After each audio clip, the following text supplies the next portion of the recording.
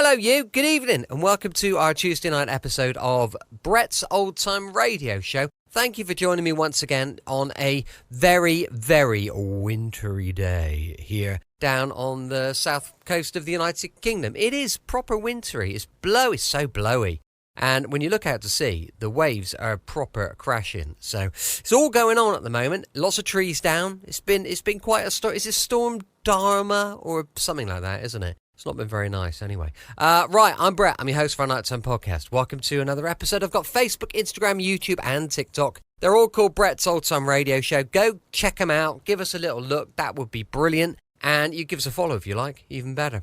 Also, we've got a sister podcast. It's called Sunday Night Mystery, and it's all about unsolved mysteries and murders here in the southwest of the United Kingdom. There's a book to accompany the podcast. It's available on Amazon. Perfect for Christmas. It's called Sunday Night Mystery. Look it up. Time now for our Tuesday night adventure with Sherlock Holmes and Dr. Watson. This one's called The Disappearance of Lady Frances Carfax. First broadcast on the 28th of March, 1948.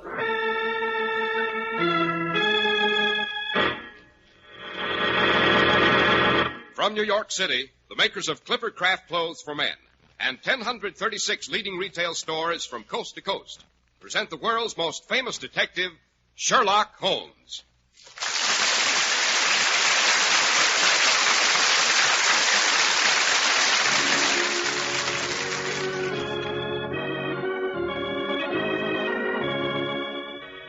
Tonight's adventure, the disappearance of Lady Frances Carfax. Well, here it is Easter, and we find Dr. Watson all decked out in his new Easter suit. Oh, thanks to Clippercraft, of course. And wearing a flower in his buttonhole. I hear you were the hit of the Easter parade, Dr. Watson. I don't imagine you fared too badly yourself. Yes, Clippercraft does bring a chap a certain amount of favorable attention, eh, Mr. Harris? Especially if he has the bearing of an old military man as you have, Doctor. Now, Mr. Harris, you're pulling my leg. All this flattery is making me self-conscious. You'd better pay our respects to our sponsor and then let me get on with a story about a lady I chased all over Europe. Uh-huh. And how Holmes stepped in at the last moment and rescued her from a horrible death. Oh, all right. Here we go, Doctor. Whether it was Fifth Avenue or Main Street, California or Vermont, millions of men wore Clifford Craft clothes in the Easter parade today and paid remarkably modest prices for such unusually fine quality. For the millions who insist upon Clifford Craft do so with very good reason. They are amazed at the values brought to them today by Clifford Craft. These values are the result of the sensational Clifford Craft plan, concentrating the buying power of 1,036 of the nation's finest stores from coast to coast, resulting in year-round economies in manufacturing and distribution costs, and putting money in your pocket. Now, you not only pay less for Clifford Craft, you buy them at a local independent store, a store you can trust. Think of it, expensive-looking new spring Clifford Craft suits, beautifully tailored, at only $40 and $45.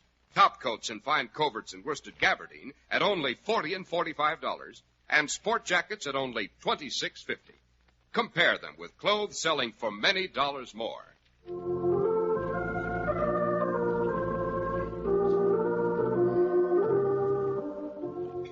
And now, Dr. Watson, I think we're ready for tonight's story. Yes, it was one evening in the fall of, let me see. Yes, the fall of 1892. An evening clear with a little nip in the air. Holmes and I were sitting in front of the fireplace in our Baker Street lodgings. Mrs. Hudson had just cleared away all evidence of our evening meal.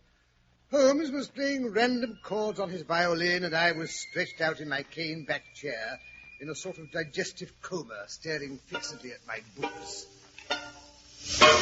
Watson, why Turkish? Huh? What's that? I was propounding the question, why Turkish?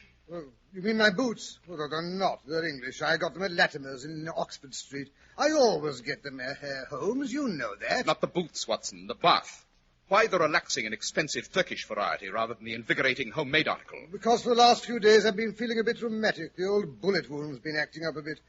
Thought my system could stand a bit of house cleaning.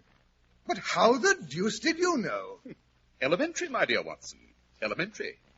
Your boots. What's the matter with my boots? The deduction's perfectly obvious. I might say childish. You do up your boots in a certain way. They are now done up in an elaborate double bow, which is not your method. Therefore, you've had them off. Who tied them up again? Obviously, either your bootmaker or the boy at the bath. The shoes are quite new, so it wasn't the bootmaker. What remains? The bath. Simple, isn't it? Huh. Why all this fuss over my Turkish bath? I gather you're not feeling quite fit.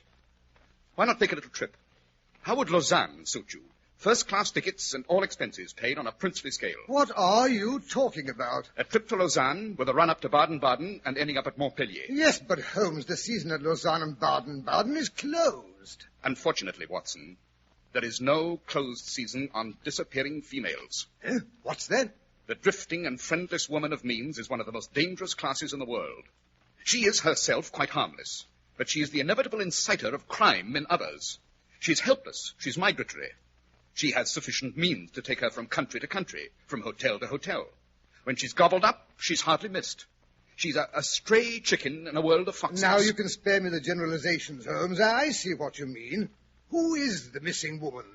Lady Frances Carfax. What, you mean the only child of the late Earl of Ruffton? But look here, Holmes, she's tremendously wealthy. Not so tremendously, Watson. The estates went to the male line. Her cousin's now the Earl. However, she is comfortably fixed and has some very remarkable old jewelry, curiously cut diamonds, to which she was very attached. Too attached, Watson, for she always carried them with her. A tempting morsel for any criminal. Quite. The lady herself is still a beautiful woman in her early 40s. Yes, but what's happened to her? That's our problem. Is she dead, or is she alive? It's been her invariable habit to write every second week to her old governess, a Miss Dobney, who's retired and lives in Camberwell. Yeah? It's this Miss Dobney who's consulted me. Nearly 5 weeks have passed without a word. The last letter was from the Hotel National in Lausanne. Lady Frances left there hurriedly and gave no address. She's reported as having been seen in Baden-Baden, but from there she seems to have disappeared into thin air. Her family are upset. No money is to be spared. Oh, yes, but Holmes, there must be other sources of information. Surely she corresponded with other people besides this Miss Dobney. Only one we could discover. Who was that? Even single ladies must live, Watson. A passbook is almost as good as a diary. There's always the bank. We've just been glancing over her account. And? The last check but one paid her bill at Lausanne. But it was a large one and probably left her with considerable cash in hand. And the last check, to whom was it made out, and where was it cashed? To Marie Devine, and it was cashed at the Crédit Lyonnais at Montpellier, less than 3 weeks ago. The sum was £50. Who is Marie Devine? Marie Devine was the maid of Lady Frances Carfax for the past 7 years. Montpellier is her home. Oh, then she was dismissed, or perhaps she left. But why £50? That's a large sum of money. Those are a few of the questions I hope your researches will clear up. My researches? Look here, Holmes, aren't you coming? Certainly not, Watson. My health is in no need of change. Scotland Yard feels lonely without me, and besides, my absence would cause an unhealthy excitement among the criminal classes.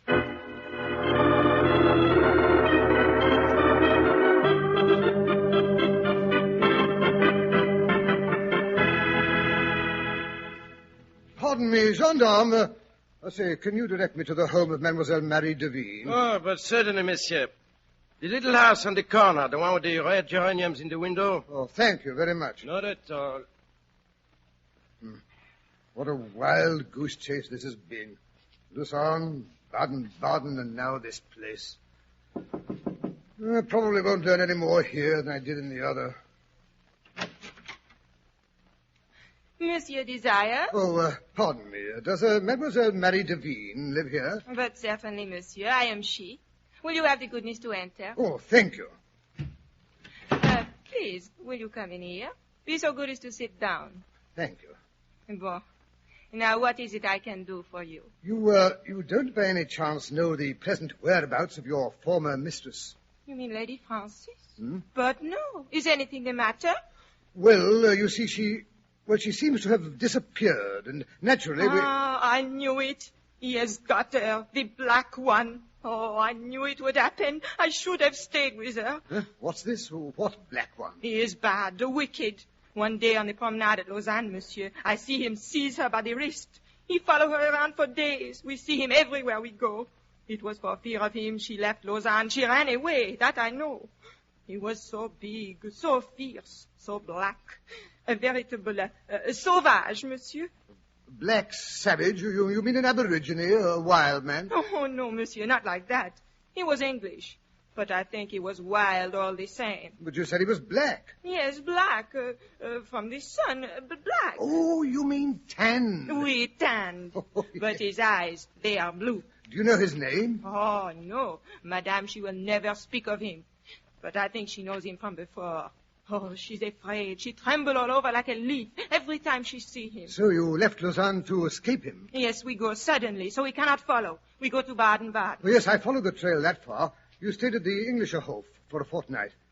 Did you see anyone there that Lady Frances knew? At first, no. But in a few days, Madame made the acquaintance of a Dr. Schlesinger and his wife. He's a missionary from South America. Schlesinger. That must have been the man who Holmes wired me about. Wanted to know if there was anything wrong with his left ear. You mean he did not hear well? No, I do not think that is so. No, I expect not. That telegram was probably a bit of Holmes spoofing. Well, go on about this missionary chap. Poor man is very sick. He's recovering from a tropical fever. Such a good man, so brave, so patient. My lady, she helps Mrs. Schlesinger to take care of him, and all the time they talk of religion. Sounds placid enough.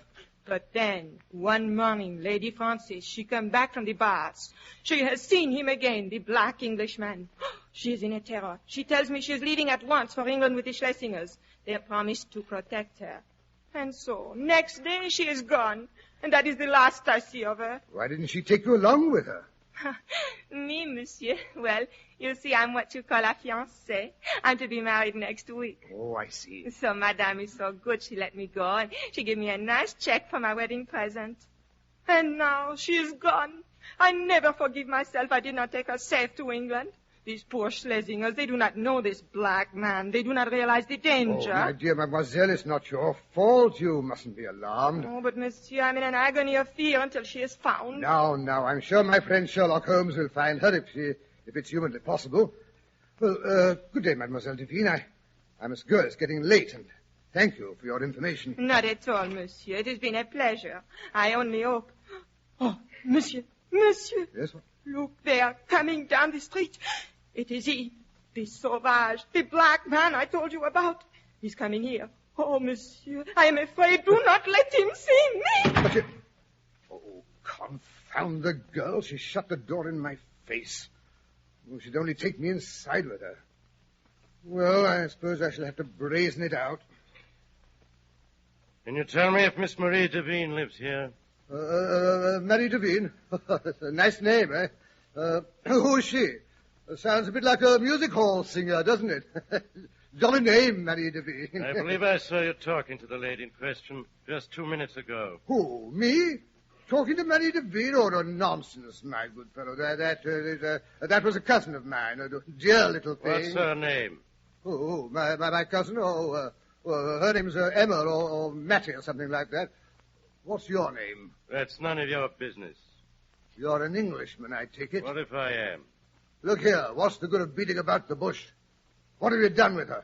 What have I done with whom? Lady Frances Carfax, of course. Where is she, you swine? You little gutter snipe, I'll break every bone in your body. Oh, no, you won't. Not if you don't want your head bashed in. I'll show you. Oh, no, you don't. Take that. Ask me a question like that, will you? You good-for-nothing kidnapper. I'll show you. Choke you till your teeth rattle.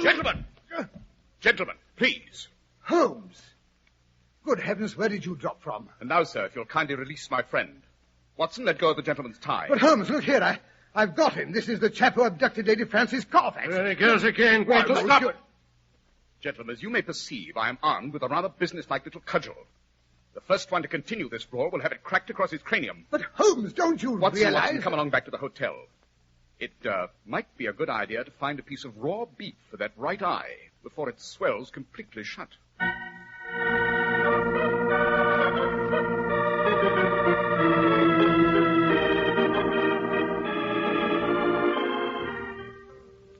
Well, Watson, how does it feel to get back to Baker Street after your little, vacation? I must say, Holmes, I don't see why you had to go butting in and drag me back to London, just as I was just about to clear up the whole case. As you were about to have your head bashed in, you mean? But, Holmes, Steady, Watson, steady, or you'll lose the compress over your eye. A singularly consistent investigation you've made, that I must say, Watson. So you admit I've done rather well, eh? Well, I cannot at the moment recall any possible blunder which you've omitted. Now, really, Holmes, You've managed to give the alarm everywhere and yet have discovered nothing. Perhaps you think you could have done better. I have done better, my dear Watson. I have done better. What do you mean? From the hotel keeper in Baden-Baden, I discovered the interesting fact that our missionary friend's left ear was jagged or torn. Oh, rubbish. What can the shape of a man's ear have to do with a lady's disappearance? My dear Watson, that mutilated ear is the crux of the whole case. Well, what does it prove? It proves that we're dealing with an especially astute and dangerous criminal. The Reverend Dr. Schlesinger from South America is none other than a character known internationally as Holy Peters. His particular specialty is preying upon lonely ladies by appealing to their religious feelings, and his so-called wife is a worthy helpmate. They're an infernal couple who'd stick at nothing. I see. But then Lady Frances Carfax, she may be dead by now. Dead or worse. She may never have reached London. On the other hand, they may have her confined in some house in this very city. Why not abroad? No, I think not. The continental system of registration is too strict. All my instincts tell me she's in London. But how can we locate her? Patience, my dear Watson, patience. We must wait until the police spot Peters or until he tries to market some of the jewels. Scotland Yard is working on that phase of the problem.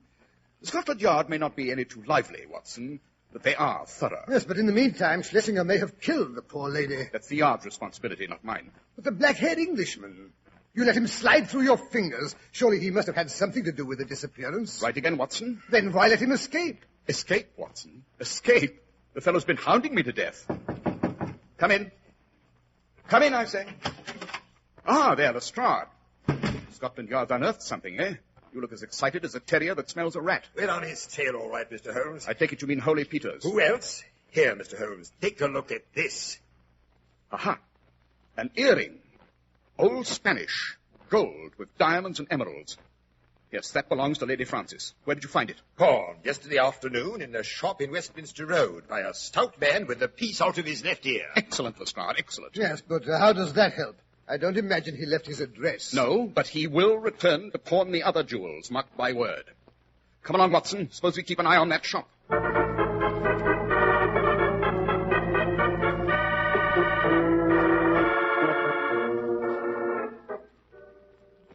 That's it, Mr. Holmes. The third shop past the corner. The one with all the junk in the window. Yes, Lestrade. It's just about closing time, so I don't imagine we shall catch the old boy today. I must say I'm just as glad. Looks like a storm coming up. I shouldn't really standing out here in the rain. Wait a minute.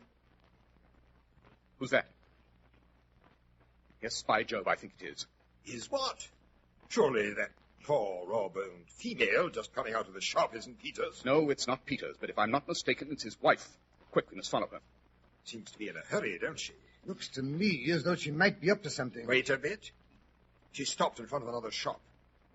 She's going in. Lestrade, Watson, look. It's an undertaker's shop. Undertakers? I don't like the looks of that, sir. Neither do I. Look here. I've got to know what she's doing in there. I can't go in. She may know me by sight.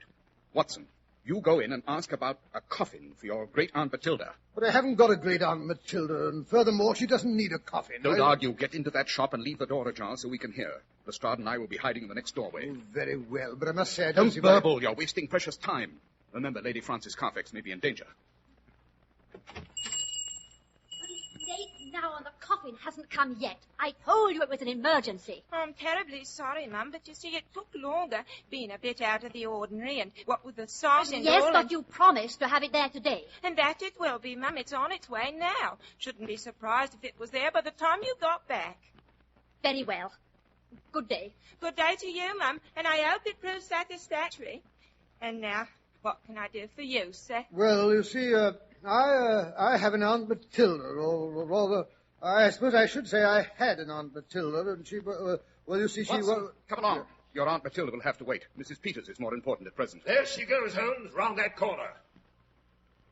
Hurry, Watson. I'm hurrying. Feel that wind. I don't like this coffin incident. It looks a bit too sinister to me. But look here, Mr. Holmes, if they've murdered the poor lady, they'd be more apt to bury her in a hole in the backyard, nice and quiet. Yes, this coffin points to an orthodox burial with all the red tape of a medical certificate and official sanction. I don't like it, Watson. I don't like it at all.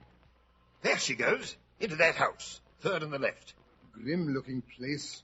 All the blinds down. It looks forbidding. I'd swear it hadn't been lived in recently.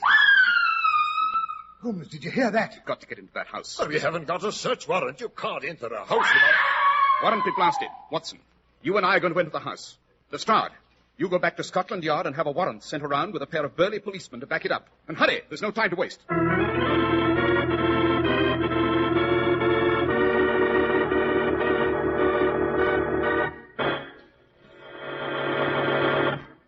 When you buy your first Clippercraft, perhaps you'll wonder how truly fine clothes can be made today at such modest prices. Trying on a new spring Clippercraft suit, however, is a convincing experience. You know that rich-looking worsted will give you long service. You feel the comfort only skilled designing makes possible. You're obviously dressed in the best of taste. Yes, it's difficult to believe that such handsome, expensive-looking Clippercraft suits are only $40 and $45. Top coats in fine coverts and worsted gabardine, only $40 and $45, and sport jackets, only $26.50. Clippercraft values are made possible only by the great Clippercraft plant, which concentrates the buying power of 1,036 fine stores across the nation. Yes, selling expensive clothes at inexpensive low prices at the nation's finest stores is the great big idea behind the Clippercraft plant. That's why men who know insist on Clippercraft clothes. So be sure to visit the Clippercraft store in your city. These leading stores in the metropolitan area are proud to add their names to Clippercraft in your suits, top coats, and sport jackets. In Manhattan, John Wanamaker Men's Stores, Broadway at 8th and 67 Liberty Street. Saks 34th, Broadway at 34th. In Brooklyn, Abraham and Strauss. In Newark, New Jersey, Boulevard Men's Shop, Kresge Newark. And in Jamaica, the B&B Clothes Shop, 16408 Jamaica Avenue.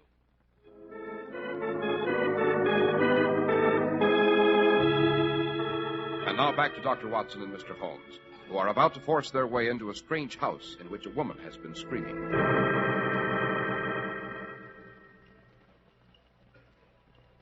But look here, Holmes. You're not going to ring the front door bell. Why not? Well, Always try the easiest method first, Watson. Yes, someone's coming. Well, what do you want? I want to speak to Dr. Schlesinger. There's no such person here. Take your foot out of the doorway. Not until I've seen the man who lives here, whatever he may call himself. Very well, then. Come in. You're letting in the rain standing here. And let me tell you this. My husband is not afraid of any man alive. I'll call him. The place hasn't been lived in for some time. Notice the dust on the chandelier, Watson. Yes, and they intend leaving again shortly. Muslin covers haven't been removed from the furniture. dreary old hole. So you listen to the wind in the chimney. Ooh, it's cold and clammy. Smells like a crypt. Shh, shh. Someone's coming. Ah, gentlemen. Well, there must be some mistake. I fancy you've been misdirected. Perhaps if you try further down the street... That will do. We've no time to waste. You are Henry Peters, the late Reverend Dr. Schlesinger of Baden-Baden and South America. And you are Mr. Sherlock Holmes, if I'm not mistaken. Quite.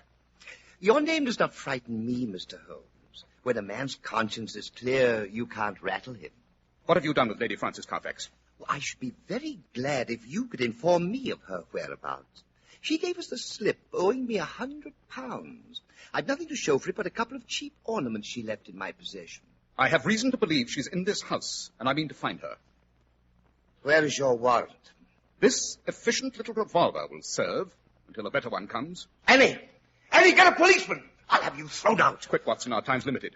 Peters, where's the coffin that was sent to this house? It's in use. There's a body in it. I must see that body. No, you don't. Stand aside, I warn you, you'll be hurt. Now then, Watson, first the dining room. Open that door. Holmes, there's the coffin on the table. I don't like the looks of this. Turn up the gas, I can't see. It's better. Why, it's a little dried-up old woman. Yes. It's not Lady Carfax. Not possibly. This poor old thing she's over 80. She's almost lost in that coffin. You've blundered badly for once, Mr. Sherlock Holmes. If you really must know, that is an old nurse of my wife's. We located her in Brixton Workhouse Infirmary a few days ago. We brought her here. Unfortunately, the doctor we called in couldn't save her. Day before yesterday, she died. Certificate says senile decay. Pick a hole in that, Mr. Sherlock Holmes.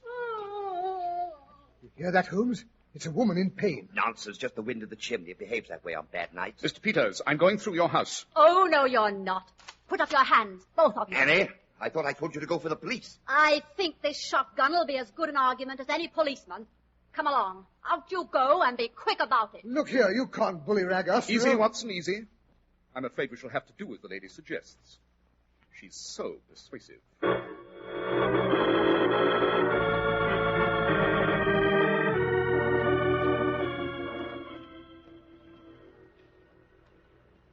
I say, Holmes, I'm drenched to the skin. How long do we have to stand here in this beastly rain? Until Lestrade comes back with a search warrant, I'm not going to take my eyes off that house. Confounded, why does Scotland Yard always have to be so slow? I say, look, Holmes. What's that carriage driving up in front of the house? Great thunder, it's a hearse. Why a hearse this time of night? Why the hurry? There's something wrong about this, Watson. Something I can't quite figure out. They're bringing out the coffin. Seems to be heavier than you'd expect. The coffin. Of course. Heavier and deeper. Special job. What a fool I've been. Quick, Watson. We must stop that coffin. It's life or death, and 100 chances to 1 it's death. Yes, but how? I don't understand. Put that coffin down. Put it down, I say. You again. I thought I told you to keep out of this. Order those men to put that coffin down, Peters, or I'll blow your brains out. Very well, but I'll have you arrested for this. Good. Here comes Inspector Lestrade of Scotland Yard. You could speak to him about that. Hello. What's up? Catch them, Lestrade. That man and woman, they're trying to make a getaway. No, you don't. Here, Watson, never mind that. Help me pry the top off this coffin. But, Holmes, you're not going to do it out here in the rain. Don't argue. Get at it. All right. This side seems loose. Hurry. All right. That's it. Now again. Here we are. That does it. Phew. What a beastly smell of chloroform. Well, the coffin is saturated. Look here, Holmes. There's nothing in here but the old woman. Take her out quickly. Don't you see she's resting nearer the top than she was before? Take her out. There's a false bottom. That's it. It should lift out. By Jove, it does lift out. Look, there's another compartment underneath. And in it is Lady Frances Carfax. Watson, tell me quickly. Are we too late? Is she gone? No. No, there's still a faint pulse. We'll be able to bring her round in time. Phew, but it was a close call. Yes, thank heaven we were in time to prevent a double funeral.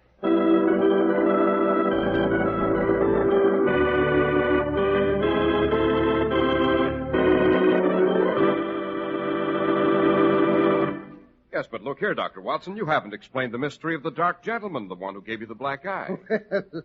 Well, he turned out to be the sheep in wolf's clothing, a boyhood sweetheart of Lady Frances Carfax. I believe they had had a lover's quarrel many years before, and the Honorable Philip Green, that was his name, he'd biffed off to South America, bought a coffee plantation, and proceeded to become disgracefully wealthy. After many years, he discovered that the lady had never married, possibly because she was still in love with him. So back he came to try his luck the second time. His wooing was a trifle tempestuous, I fancy. But the lady finally relented, so the story has a happy ending. And now, Dr. Watson, what about next week's story? Next week, I think I'll tell you about a famous family who had a monster locked up in their tower room, and how that monster later threatened the true heir to the succession, and by what quick-witted means Holmes showed up a gigantic swindle.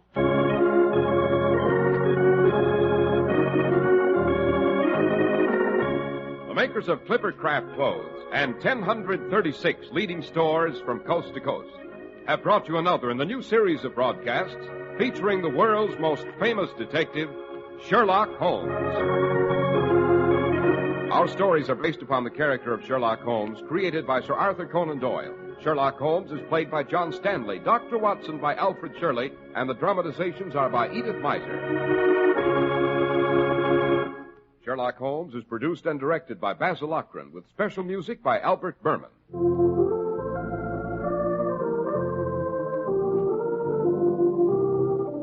If you don't know your Clippercraft dealer, write Clippercraft, 200 Fifth Avenue, New York City. Be sure to listen next Sunday to Sherlock Holmes in The Return of the Monster.